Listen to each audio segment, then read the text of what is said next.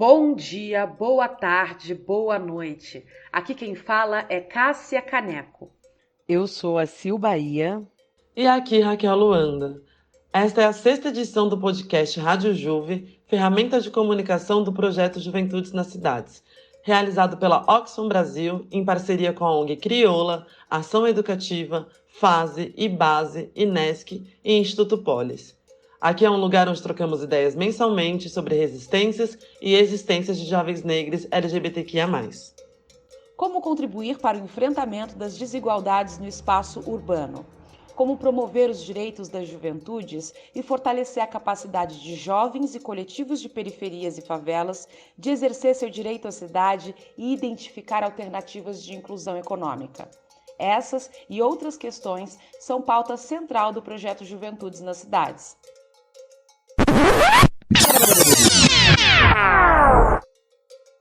Como vocês sabem, dedicamos esse primeiro momento da Rádio Juve para a troca de ideias sobre sociedade, direitos e identidades, sempre buscando provocar reflexões e estratégias que fortaleçam os corres das juventudes. O episódio de hoje foi construído pela maravilhosa Sil Bahia. Silvana Bahia é co-diretora executiva do Olabi, coordenadora da Preta Lab, uma iniciativa de estímulo às mulheres negras nas tecnologias e inovação. É mestre em Cultura e Territorialidades pela UF e pesquisadora associada do Grupo de Arte e Inteligência Artificial da USP e do Grupo de Pesquisa em Políticas e Economia da Informação e Comunicação da UFRJ. Então, Si, cola aí, fica à vontade, dá um salve pra galera, fala um pouco sobre o tema do episódio de hoje. Salve, galera! É um prazer estar aqui com vocês, com essas mulheres incríveis. E no episódio de hoje a gente vai falar um pouco sobre vigilância, privacidade e quais são os cuidados básicos, né, que a gente precisa ter para lidar com todos esses aparatos tecnológicos e tudo isso que a tecnologia vem trazendo para a gente aí do ponto de vista também da segurança digital. E para conversar sobre isso, a gente vai falar hoje com a Joana Varon, que é diretora executiva da Coding Rights e é uma grande referência no assunto. Muito bem-vinda, Joana. Olá, pessoal, eu sou Joana Varon, sou diretora executiva da Coding Rights, uma organização que trabalha para apontar assimetrias de poder que estão embutidas no desenvolvimento, na implementação de tecnologias, principalmente as assimetrias de gênero, nas suas interseccionalidades de classe, raça, sexualidade e também nas assimetrias norte e sul, levando em conta que as big tech, né, as grandes empresas de tecnologia, das tecnologias de massa que a gente usa estão no norte e trazem alguns valores e padrões de funcionamento do norte global. A gente problematiza tudo isso sempre com uma visão de direitos humanos e uma visão feminista dessas assimetrias de poder. Joana, você pode nos falar um pouco sobre a relação entre a proteção de dados e as questões sociais? O que é que uma coisa tem a ver com a outra e por que esse debate, mesmo impactando a todos, é ainda tão distante para grande parte da população? Bom, proteção de dados, conceito de privacidade pode mesmo parecer um termo distante, mas, na verdade, com a digitalização, que está ainda mais acelerada pelo contexto da pandemia, tudo que a gente faz, cada vez mais, deixa um rastro digital, né? Seja quando a gente vai ler jornal, quando a gente vai comprar coisas tentando manter distanciamento social, seja começa a acessar alguns serviços públicos cada vez mais, né, estão no online, e todas as nossas interações em redes sociais, assistir filmes e tudo mais. Então isso vai deixando um rastro que diz muito sobre nós, nosso rastro digital. E não é uma informação que a gente quer compartilhar com todo mundo e a todo tempo, e não é uma informação que às vezes composta junto esses dados são capazes de traçar um perfil sobre nós que nem mesmo os amigos mais próximos sabem, né? Então, deixar esses perfis, essas descrições sobre nós disponíveis para empresas, para governos, pode ser perigoso. Então, aí que entra a ideia de proteção de dados, né? É um direito de autodeterminação, de escolher o que queremos compartilhar, com quem, em que momento, com qual finalidade. E aí é algo que respinga em vários outros direitos. Por exemplo, podemos optar por mandar um nude para alguém, mas não querer que esses dados, essa imagem, né, vaze para outros canais que não o canal privado de comunicação por onde a gente mandou essas imagens. É um caso, portanto, em que a nossa privacidade precisa ser respeitada, e se não for, o que acontece é uma forma de violência, justamente porque não se respeitou a proteção desses dados, não se respeitou a privacidade. Uma forma de violência que alguns chamam de revenge porn, não gosto do nome, uso compartilhamento não consensual de imagem íntima. Saindo das relações interpessoais, podemos pensar na proteção de dados na relação com empresas e setor público. Por exemplo, se tivermos de fato uma lei de proteção de dados em prática, a gente poderia optar com mais tranquilidade por dar o nosso CPF na farmácia para ter um desconto. E aí ter essa certeza de que esses dados sobre quais medicamentos são comprados com um CPF X não seriam transmitidos, por exemplo, para seguros de saúde, que poderiam aumentar carência, né, desse perfil. Atualmente a gente não está tão seguro assim de que isso não acontece. Outro exemplo, nossos posts de redes sociais, se são abertos, não deveriam servir, por exemplo, em processos seletivos de emprego, né? Se a nossa privacidade e proteção de dados for respeitada. Que mais? Nossos dados, enfim, nossos dados mais e mais podem ser, o ponto é esse, né? Que os nossos dados mais e mais podem ser utilizados contra nós, seja numa entrevista de emprego, para negociar um contrato de aluguel, negociar um seguro, conseguir crédito, e por isso que existe proteção de dados, para que esse tipo de compartilhamento de dados pessoais não ocorra de maneira a privar a gente de determinados direitos e segregar ainda mais determinados perfis da sociedade.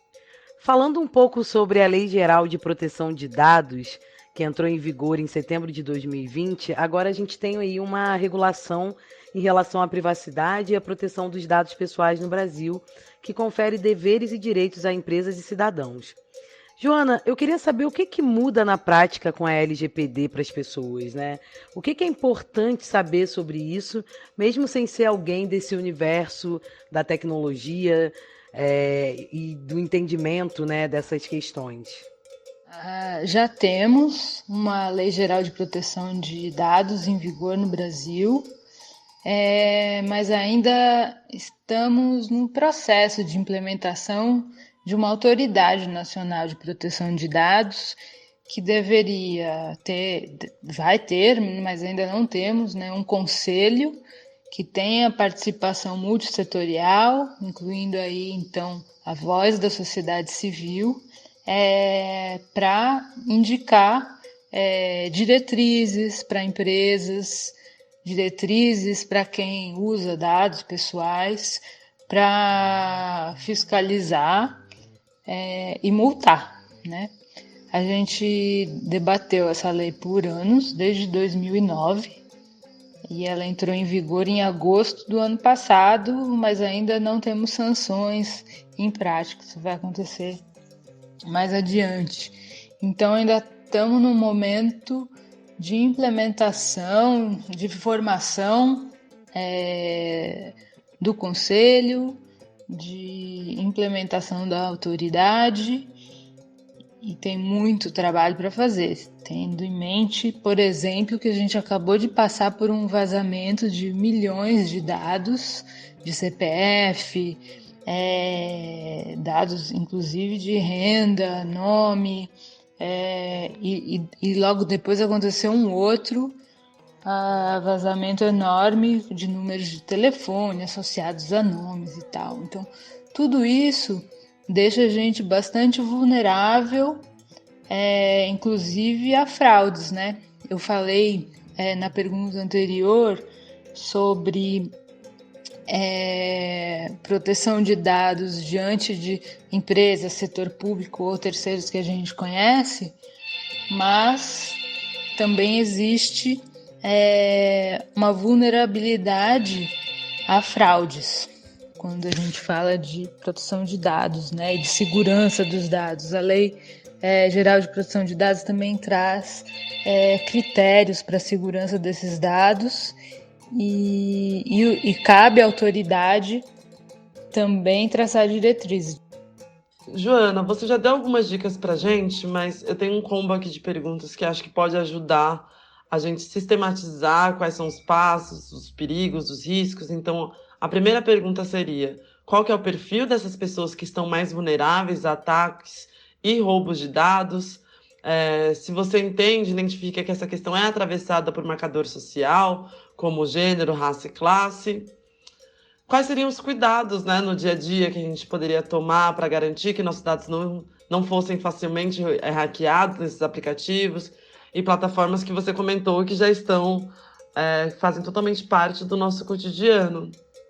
E uma vez que nossos dados são roubados, que acho que é a pergunta chave também, o que a gente faz? Como que a gente deve agir? Quem fica mais exposto? Né, qual o perfil das pessoas mais vulneráveis a ataques e roubos? Bom, eu já mencionei anteriormente, né, casos de compartilhamento não consensuado de imagens íntimas. Geralmente são mulheres que são alvo desse tipo de violência de gênero, habilitada por tecnologia. Existem casos em que abusam dos nossos dados pessoais que estão disponíveis em redes sociais para outros tipos de violência de gênero, né? Stalking, até roubo de conta, roubo de senha. Bom, aí então, para além de abusos possíveis de nossos dados pessoais, né? Senhas, dados de relação, proximidade com X ou Y, que às vezes estão nas redes sociais e são utilizados para diferentes formas de violência de gênero, habilitada por tecnologias. A gente tem casos também em que, seja o setor público ou privado, abusam também dos nossos dados, seja para fins de publicidade, seja para fins de restringir qualquer acesso a serviços públicos ou acesso a outros direitos econômicos até, né? E isso se dá, na maioria das vezes, quando nossos dados são utilizados para um fim diferente do fim que a gente cedeu, né? No caso da farmácia, que eu mencionei, a gente deu nosso CPF para conseguir um desconto na farmácia. Se esse CPF e a lista de medicamentos que a gente está usando são enviados para uma seguradora e depois utilizados para fazer com que seu seguro fique mais caro, isso já é um abuso, né, de proteção de dados. E o que acontece? Muitas vezes esses dados são utilizados, na maioria das vezes, né, nesse contexto do capitalismo da vigilância que a gente vive, eles são utilizados para traçar perfis. E de acordo com o perfil em que você se encaixa, é muito comum em que esses perfis sigam alguns estereótipos de gênero, de classe, de raça. E aí, a partir do momento que você está encaixado em determinado perfil, pode ser que determinados direitos fiquem mais difíceis de se exercer.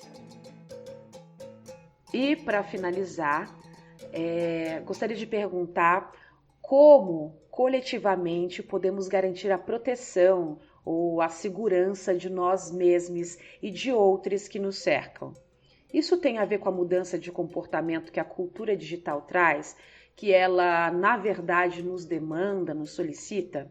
E aí, já aproveitando, quais dicas de site, conteúdos, projetos e trabalhos você pode dar para quem tem interesse em se aprofundar no assunto?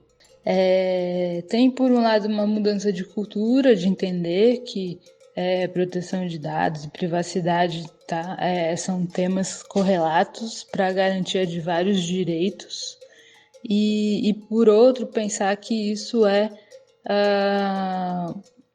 uma demanda coletiva, né? A gente tem um problema que é o problema da individualização da proteção de dados, de colocar muito para cima do cidadão, da cidadã, práticas de segurança de cuidados digitais, sendo que isso podia estar habilitado por design, por desenho de muitas ferramentas. São o que se chamam, né, ferramentas privacy by design. Geralmente ferramentas que não operam nessa lógica do capitalismo da vigilância e que cuidam da nossa privacidade, né? Nos apps de chat, por exemplo, seria o caso do Signal, ao invés do WhatsApp, que compartilha nossos dados com o Facebook para finalidades que cada vez mais a gente vê piores, né? Por exemplo, lá o caso da Cambridge Analytica e o compartilhamento de dados do Facebook interferindo em eleições. Então, a gente tem, por um lado, medidas a se tomar que são de segurança de cada um, mas a privacidade e proteção de dados tem que ser vista no âmbito coletivo. O que cada um pode fazer, por exemplo, nesse caso de mega vazamentos? A resposta eficiente vem mais da autoridade, né, nacional de proteção de dados, cobrando ações de segurança de dados, fiscalizando, do que deixar para cada indivíduo tomar uma série de precauções que às vezes são bastante técnicas, né? Então, a visão coletiva da proteção de dados é bem importante para a gente impulsionar como política pública. Mas, claro, enquanto isso não acontece, a gente pode tomar algumas medidas de cuidados digitais, que vão desde configurações de privacidade em cada serviço, fazer autenticação de 2 fatores, né? Autenticação de 2 etapas, que é basicamente ter 2 senhas, habilitar 2 senhas para acessar determinado serviço, e aí se evita roubos de senhas tão fáceis, né?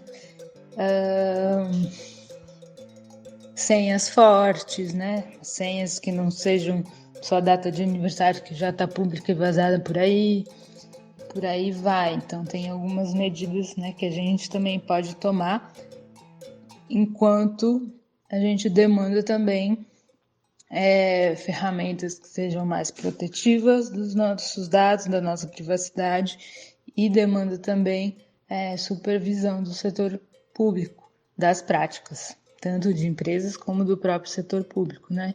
Por isso que essa autoridade precisa ser independente. Ela ainda não é, mas pode vir a ser. Agora ela está num estágio intermediário de implementação.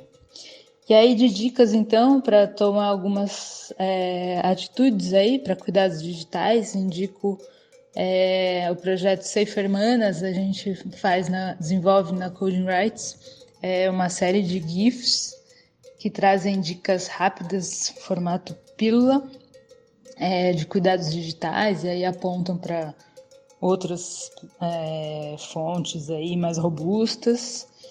No projeto Chupa Dados, a gente fala um pouco dessas práticas do capitalismo de vigilância no dia a dia. No site das Cyberseguras também temos vários recursos. E logo mais com a Rede Transfeminista de Cuidados Digitais, a gente vai ter mais lançamentos de guias fáceis para todos. Joana, eu queria muito te agradecer, acho que foi esclarecedor esse papo que a gente trocou aqui, acho que muita gente que vai nos ouvir aí agora vai ter menos dúvidas e talvez também mais interesse sobre o assunto. Queria te pedir também para falar um pouco da Coding Rights, enfim, falar um pouco mais sobre o que você quiser divulgar, que achar que não foi contemplado aqui, e queria realmente te agradecer pela partilha aqui com a gente. Aí é isso, queria agradecer a todos e se tiverem aí questões, dúvidas, sugestões, é só arrobar os perfis da Coding Rights e a gente interage por lá e pode mandar links de referência do que está acontecendo. Tá bom? Abraço. Ei, galera! Chegamos naquele momento em que jovens e coletivos de juventude de todo o Brasil compartilham seus trabalhos para que você, ouvinte, possa fortalecer essa galera ponta de lança, que tá no corre, enfrentando as desigualdades. Salve! Meu nome é Igor Chico, eu sou de Pirituba, zona noroeste de São Paulo. Eu sou poeta, sou slammer, sou uma das pessoas aí que organiza o Slam do Pico e também sou autor do livro Don Quixote Pichain. Eu tenho um sonho. O sonho é revoltar quem obedece, que se foda os que manda. Quem sabe meu povo não ouve minhas preces e faz de cada quebrada seu próprio reino de Wakanda. Cada vez que a gente rima, que a gente dança, é uma lembrança de que nessas nossas andanças não existe pecado. Era tudo bem mais feliz por aqui, até chegar ao povo que acredita em diabo. Agora, nós aprendemos cedo demais que não tem fórmula mágica para paz, mas cada vez que eu não me mato, eu consigo ouvir o aplauso dos meus ancestrais. Os preto velhos estão sempre comigo. Perdão aí se minha rima às vezes parece triste demais. E o meu olho sempre cansado, é que eu aprendi a entender o mundo brisando no mofo do meu quarto. Com minha mãe dizendo que eu tinha que estudar para ser gente. Como nós faz diferente, se por aqui não tem vibrânio que salve a gente. Se só a bala, fome, cela, proibições em cada verbo, medo em cada verso, desespero em cada viela. Quem vence se torna grande demais. Então desculpa se na minha poesia só tem espaço para quem perde, todo dia. Tipo meu pai, tipo o bêbado da esquina. Se Deus ajuda quem cedo madruga, então ele não deve saber que eu não durmo há mais de um mês, pensando em como mostrar para cada menino daqui que ele também é um rei. Eu vou fazer as pazes com Xangô, para ver se ele me ensina a ser rei. É que eu sou filho do caçador, que arô, não sei respeitar patrão, padrão, nem lei. Fé. Fé em quem para rodovias, em quem queima cadeias. Fé em Deus e nas crianças da favela. E não precisa aplaudir que isso aqui é só o nosso ensaio. E se hoje nós tá vivo, agradece às mães de maio. Podia ser minha mãe. Que loucura. E meio que era. Morreu de tristeza, de banzo, de espera. A cota agora é fazer virar o sonho da Vera e de todas as mães que morreram esperando justiça. Então fica decretado. Não morre mais nenhum menino nosso na mão da polícia. Eu sei que até hoje nós não achou o Amarildo. Mas calma, muita luz. Revolução aqui é segurar o sorriso. Olha pro céu e agradece o Nordeste. Força de lampião pra enfrentar a gambé que se cresce. Nem as pragas do Egito matam igual essas pestes. Até no Natal, lá na rua, tinha uma mãe chorando. Tipo a da Mateusa, tipo a do da Leste. Nós não tem direito ao luto e nem direito ao fluxo. Eu ando cada vez mais só que ainda é pelo caráter que eu escolho com quem vou do lado. E junto nós atravessa o mar vermelho ouvindo um rap bolado. Se ontem era silêncio e banzo, hoje somos loucos anunciando sonhos no microfone. Oxalá vai nos recompensar por cada noite dormida com fome. Nanã vai cuidar de cada corpo dos nossos que some. Mantenha-se vivo, mantenha-se viva e verá que cada pantera negra tem seu próprio jeito de reinar. Alguns, no lugar de boné, usam coroa. E na mente, o que me guia é a voz da minha coroa.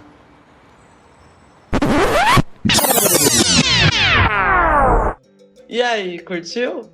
Então cola com a gente nos próximos episódios, sempre às terças mensalmente. Para mandar um salve, ou para compartilhar um trampo, ou um corre do coletivo que você faz parte, envie uma mensagem via WhatsApp para 11 95849-4502. E para ouvir este e outros episódios, acesse a Rádio Juve pelo site ou pelo canal de YouTube da Oxfam Brasil e também pelo Spotify. A música de fundo desse episódio foi cedida pelo grupo Dembaia, do Rio de Janeiro. É o único conjunto feminino negro oficialmente dedicado à cultura tradicional e moderna da África do Oeste. Formado em 2014, o grupo vem atuando na cidade ao longo desses 6 anos, realizando shows, vivências e oficinas. Um beijão, até a próxima!